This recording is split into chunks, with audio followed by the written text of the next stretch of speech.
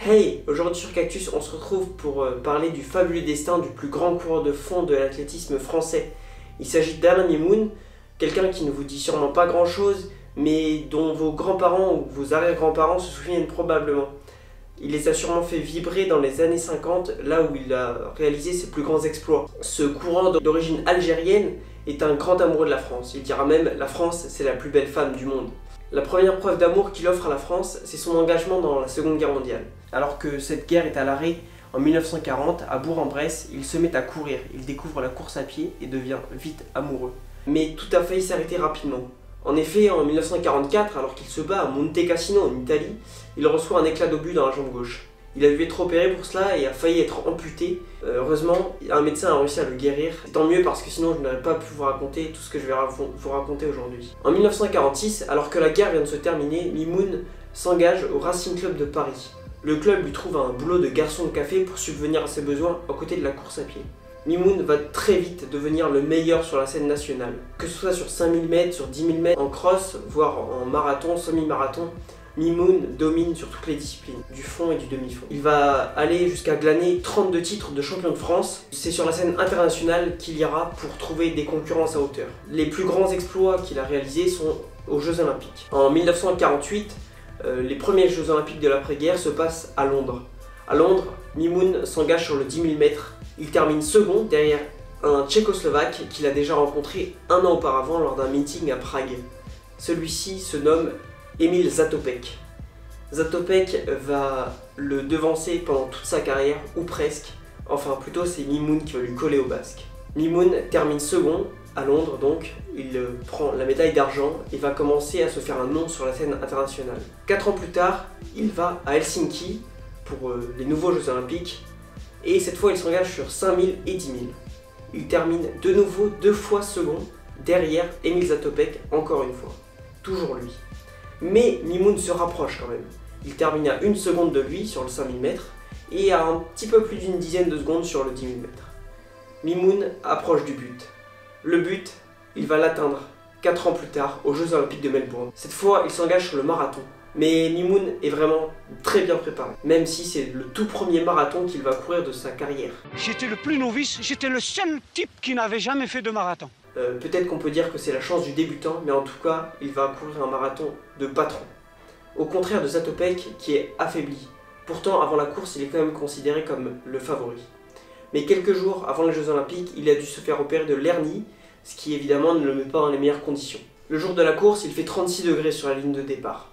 Les marathoniens sont un petit peu désorientés et on assistera pour la première fois de l'histoire à un faux départ lors d'un marathon olympique. C'est un signe du destin pour Mimoun. La veille, il a appris que sa femme avait accouché et il a nommé sa fille Olympe. Au moment de la course, Mimoun est sûr de lui, il pense qu'il va gagner. Et pourtant, personne ne partage cette opinion. Zatopek reste le favori dans l'esprit des gens. Mais Zatopek n'est pas à son niveau habituel.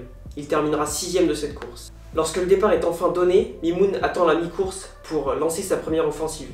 Avec l'américain Kelly, qui est son ami avec qui il s'entraîne, ils partent tous les deux à l'avant. Moi, quand j'ai vu l'Américain partir, je me suis dit, ça, il faut pas que je le lâche, celui-là. Hop, je sprint, je le rattrape, et on continue comme ça. Ça a été une rampe de lancement pour moi. Kelly ne tient pas, et Mimoun, quand il prend le relais, il le lâche très rapidement. Mimoun est donc seul en tête, sous 36 degrés à l'ombre. Mimoun a une force mentale impressionnante. Il ne va pas boire pendant toute la course pour ne pas perdre de temps. Ça va l'affaiblir, mais il va trouver une stratégie pour remédier à ça. Arrivé au 32e kilomètre, j'ai senti quelque chose. Je me suis senti plus lourd, ma tête qui me faisait mal.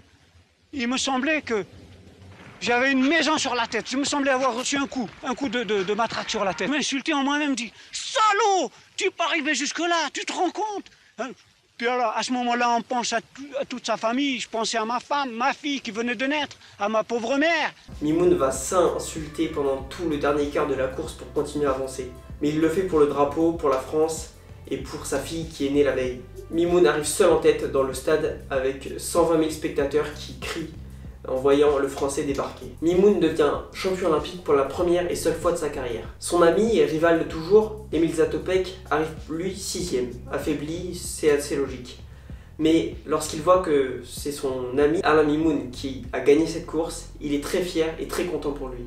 Il se met au garde à vous devant lui, l'enlace et le félicite. Mimoun dira que c'est la plus belle reconnaissance qu'il a eue de sa carrière. Même une médaille d'or, pour lui, c'était rien à côté de la reconnaissance de celui qui l'avait battu pendant toute sa carrière et dont il a fallu qu'il travaille énormément pour réussir enfin à le battre. Finalement, Mimoun ne s'arrêtera pas là, mais c'était la dernière course sur laquelle il courait avec Emil Zatopek. Mimoun recourra un marathon olympique en 1960 à Rome, mais du haut de ses 39 ans, il terminera au-delà de la 30e place. Ce n'est pas pour autant qu'il s'arrêtera de courir.